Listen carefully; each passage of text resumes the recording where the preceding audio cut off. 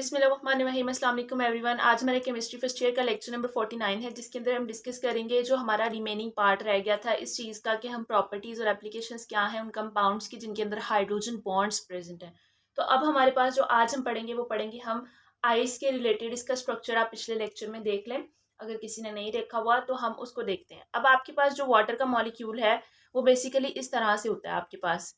अब आप कहेंगे कि ये तो दो कोने बन रहे हैं, लेकिन इसके यहाँ पर दो लॉन पेयर्स भी होते हैं, वो भी हम डिस्कस कर चुके हैं कि कैसे होते हैं। तो ये बेसिकली चार किनारों वाला, यानी कि ये स्ट्रक्चर आपके पास कैसा है, टेट्राहेड्रल है। नॉर्मल अगर वाटर के मॉलिक्यूल्स लिक्विड फॉर्म में प्रेजेंट हैं कहीं पर भी, तो वो इस तरह से स्ट्रक्चर्स अलग अलग प्रेजेंट होते हैं। नॉर्मली आपके पास इस फॉर्म में प्रेजेंट होते हैं लिक्विड के अंदर, और ये इतनी अरेंज्ड फॉर्म नहीं होती, नॉट अ रेगुलर अरेंजमेंट। फिर क्या होता है कि आपके पास एक नॉर्मल सी पे आप ले लें पानी, या ओशंस में आप ले लें पानी, उसके अंदर जब हम टेम्परेचर लो करते जाएं तो एक टेम्परेचर आता है 4 डिग्री सेल्सियस।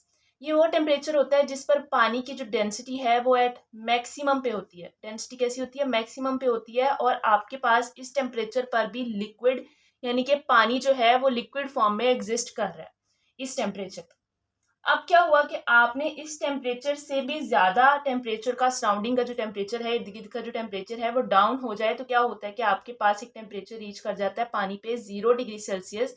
ये क्या है, आपको पता है कि ये पानी का फ्रीजिंग पॉइंट है। तो ये वो टेम्परेचर है जहां पर पानी क्या होना शुरू हो जाता है, आइस बनना शुरू हो जाता है। और आइस बनने की वजह से फिर क्या होता है कि जो ऊपर वाला आइस जो होती है, बेसिकली आइस के अंदर आपने पढ़ा अभी लास्ट स्ट्रक्चर जब आपने डिस्कस किया था, तो आपको पता था कि आइस के अंदर स्पेस क्रिएट हो जाती है, जिसकी वजह से वो ज्यादा वॉल्यूम कवर करती है as compare to that of liquid. तो अब आपको पता है डेंसिटी होती है मैस बाय वॉल्यूम। एयर का मैस कैसा होता है, कम होता है।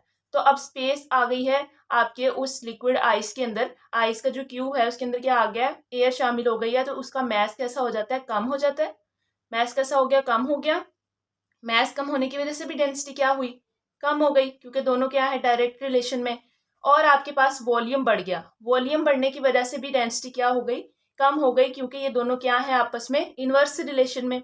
तो इस वजह से जो आपकी आइस है वो आपके पास वॉल्यूम बढ़ कितना ज्यादा कवर करती है, 9% ज्यादा वॉल्यूम कवर करती है एज कम्पेयर टू लिक्विड। इसका अगर आपने स्ट्रक्चर लास्ट लेक्चर में देखा है तो आपको समझ आ जाएगी कि वो कैसे कवर करती है।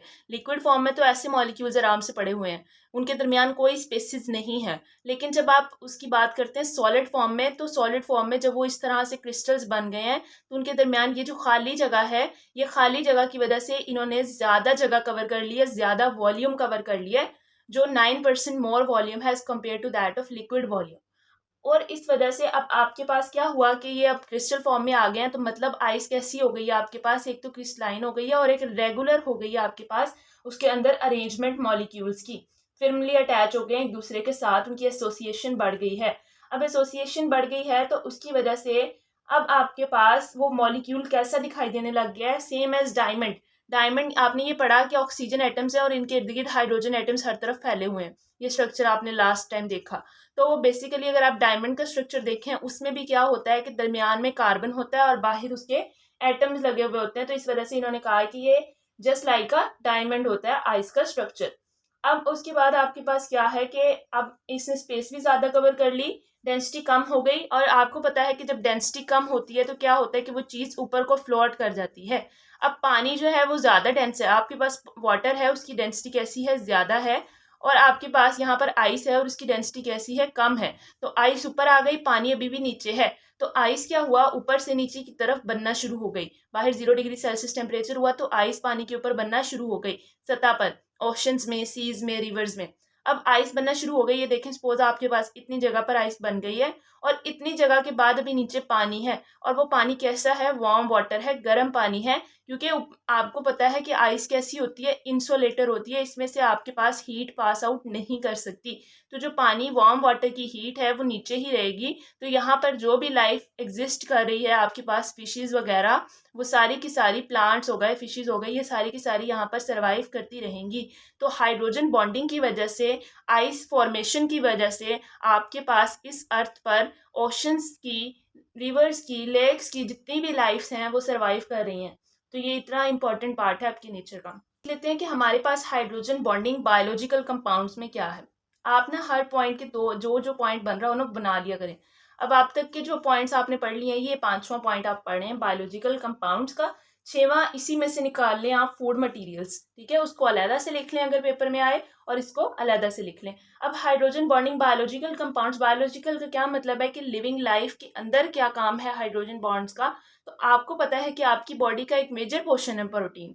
प्रोटीन से आपकी बहुत सारी चीज़ें बनी, आपके नेल्स बने हैं, आपकी जो है वो हेयर्स बने हुए हैं, आपकी मसल्स में प्रोटीन्स प्रेजेंट हैं, आपके डिफरेंट मेटाबॉलिज्म को परफॉर्म करवाने वाली क्या है, प्रोटीन्स हैं। तो प्रोटीन्स बेसिकली आपको पता है कि इनका बेसिक यूनिट होता है amino acids. Amino acids means ammonia group होता है, इनके अंदर NH3 होता है, और साथ में इनके पास कार्बोक्सिलिक ग्रुप यानी COOH होता है। तो अब वो क्या होता है कि आपको पता है कि NH अमोनिया NH3 है, तो उसमें H प्रेजेंट है, ये इस फॉर्म में प्रेजेंट होता है प्रोटीन के होल स्ट्रक्चर में। और अगर आपके पास कार्बोक्सिलिक एसिड है तो इसके अंदर ये प्रेजेंट है CO, प्रेजेंट है ना, C+O होता है। अब क्या होता है कि आपको पता है हाइड्रोजन बॉन्डिंग होती है ऑक्सीजन और हाइड्रोजन में, तो इन दोनों की आपस में बॉन्डिंग होकर हाइड्रोजन बॉन्डिंग बनती है। अब प्रोटीन का कोई ना कोई स्पेसिफिक स्ट्रक्चर होता है बॉडी के अंदर, different type of structures present हैं प्रोटीन के, जिसमें से एक यहाँ पर आपकी बुक पर डिस्कस हुआ है कि आपके पास long chains of proteins present होती हैं in the form of helix. ये इस तरह का हेलिक्स होता है, हेलिक्स होता है। उन्होंने कहा ये राइट हैंडेड भी होता है, यानी कि ये हेलिक्स इनका इधर वाली साइड पे बेंड हुआ हुआ है, और ये लेफ्ट हैंडेड भी होता है। तो जो राइट हैंडेड है ना, हम मेनली हमारा काम उसके साथ है, उसके अंदर हाइड्रोजन बॉन्डिंग ज्यादा एग्जिस्ट करती है। उसके अंदर क्या होता है कि आपके पास हर टर्न में, ये एक टर्न के अंदर 27 यूनिट्स होते हैं अमाइनो एसिड के, 27 यूनिट्स यानी कि 27 अमाइनो एसिड्स प्रेजेंट होते हैं, और अगले में भी 27 अमाइनो एसिड प्रेजेंट होते हैं। तो इसका जब H इसके O के बराबर आता है तो क्या होता है, यानी यहाँ पे N लगा हो और यहाँ पर C लगा हो, C डबल बॉन्ड हो, आपको पता चला इन दोनों का, तो इनके दरमियान क्या होती है, हाइड्रोजन बॉन्डिंग। तो इन हेलिक्स को मेंटेन रखना, इन कर्ल्स को मेंटेन रखना किसका काम है, यहाँ पर दरमियान में इनको जोड़े रखने के लिए क्या है, यहाँ पर ये सारी जगह पर है हाइड्रोजन बॉन्डिंग। अगर हाइड्रोजन बॉन्डिंग नहीं होगा तो प्रोटीन क्या होगी, डीनेचर हो जाएगी। डीनेचर होने के बाद क्या मतलब है इसका, कि प्रोटीन काम करना छोड़ देगी। काम करना छोड़ दी तो एक ह्यूमन लाइफ या कोई भी लाइफ एग्जिस्ट नहीं कर पाएगी। तो ये काम है इसका आपके पास ह्यूमन बॉडी के अंदर, यानी बायोलॉजिकल कंपाउंड्स के अंदर। बायोलॉजिकल कंपाउंड्स में सिर्फ ह्यूमन बॉडी नहीं बल्कि तमाम लिविंग ऑर्गेनिजम्स आ जाते हैं जिनके अंदर प्रोटीन्स प्रेजेंट होती हैं। अब हम एक और चीज देख लेते हैं कि हमारी बॉडी का एक इम्पॉर्टेंट पार्ट, तमाम लिविंग ऑर्गेनिजम्स की बॉडी का एक इम्पॉर्टेंट पार्ट है आपके पास DNA। DNA के अंदर कुछ इस तरह का स्ट्रक्चर होता है, डबल हेलिक्स, इस तरह का स्ट्रक्चर होता है। और इसके दरमियान, और ये जो स्ट्रक्चर ये यहाँ से बना हुआ है ना, ये बना होता है शुगर का, शुगर बैकबोन होती है, राइबोस होती है मोस्टली। तो ये इस तरह से शुगर से बना होता है, और इसके दरमियान यहाँ पर होती हैं बेसिस। बेसिस 4 तरह की आपने पढ़ी होंगी DNA में, आपने पढ़ी होगी एडनिन, गुआनिन, साइटोसिन और थायामिन। अब क्या होता है कि इनके दरमियान कोई स्पेसिफिक अरेंजमेंट होती है, आप ये पिक्चर देख सकते हैं कि एडेनिन और आपके पास जो है थाइमिन, सामने हमेशा थाइमिन होगा और साइटोसिन के सामने हमेशा गुआनिन होगा। इसी तरह ये बेस पेयर्स हर जगह फैले हुए हैं पूरे के पूरे हेलिक्स के अंदर। तो आपके पास इस स्ट्रक्चर को कहते हैं हेलिक्स, और ये 2 हैं तो ये बन गया डबल हेलिक्स। तो एडेनिन और थाइमिन भी आपस में किसी वजह से जुड़े हुए हैं। तो ये जिस वजह से जुड़े हुए हैं, इनके दरमियान की ये जो अट्रैक्शन है, बेसिस आपस में किस चीज से जुड़ी होती हैं, हाइड्रोजन बॉन्डिंग से।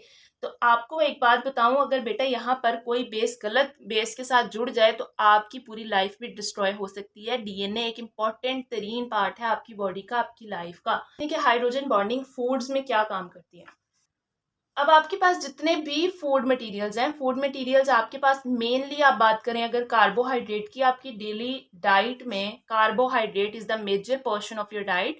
आप जो रोटी खाते हैं उसके अंदर कार्बोहाइड्रेट होता है, आप जो दूध पीते हैं उसके अंदर भी थोड़ा बहुत कार्बोहाइड्रेट होता है।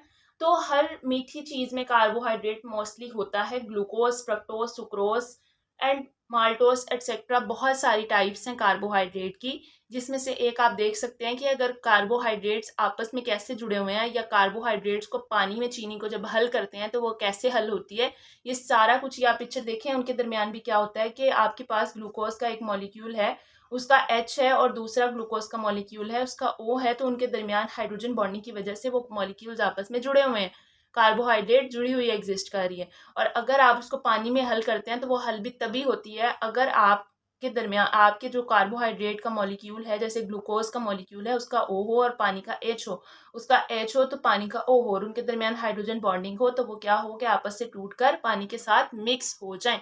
तो ये सब कुछ क्या है, बेसिकली हाइड्रोजन बॉन्डिंग की बेस पर हो रहा है। अब हाइड्रोजन बॉन्डिंग पेंट्स में क्या काम कर रही है? पेंट्स बेसिकली क्या है, एक एडहेसिव मटेरियल है कि आप जहां पर भी पेंट करते हैं वो के साथ स्टिक हो जाती है, चीज जुड़ जाती है। वो कैसे जुड़ती है? आपका जो पेंट बनता है ना, जब उसको बनाया जाता है तब उसमें जो एडहेसिविटी की प्रॉपर्टी, जुड़ जाने की प्रॉपर्टी है, वो होती है हाइड्रोजन बॉन्डिंग की वजह से। उसको ऐसा बनाया जाता है कि अगर उस पेंट में एज प्रेजेंट है तो जिस वॉल पर लगना है उसके पास O हो, तो इनके दरमियान क्या हो, अट्रैक्शन हो और वो पेंट स्टिकली जो है वो अटैच हो जाए, एडहेसिव हो जाए, एडहेसिव बन जाए वॉल के लिए, और काफी देर तक जो है वो चलता रहे, वॉल से उतरकर गिरे ना।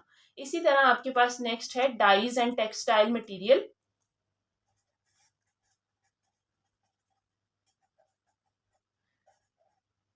First of all dyes mean some colouring thing होनी चाहिए, और टेक्सटाइल का मतलब है कि कोई फाइबर से बनाई हुई टेक्सटाइल यानी कपड़ों के रिलेटेड चीज है।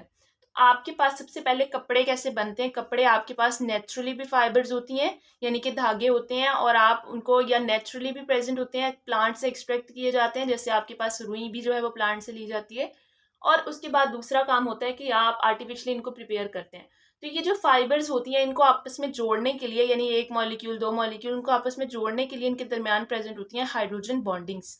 हाइड्रोजन बॉन्डिंग्स प्रेजेंट होती हैं। इसी तरह अब ये फाइबर्स यूज होती हैं कपड़ा बनाने के लिए, तो टेक्सटाइल बनती ही फाइबर से है, तो इनमें हाइड्रोजन बॉन्डिंग बहुत इंपॉर्टेंट है। इसी तरह आपके पास डाइज यानी कि कलर्स जो आप यूज करते हैं, आप डिफरेंट तरह के कपड़े पहनते हैं, एक ही कलर के कपड़े आपके पास एग्जिस्ट नहीं करते, बल्कि लॉट ऑफ टाइप्स आपके पास हैं।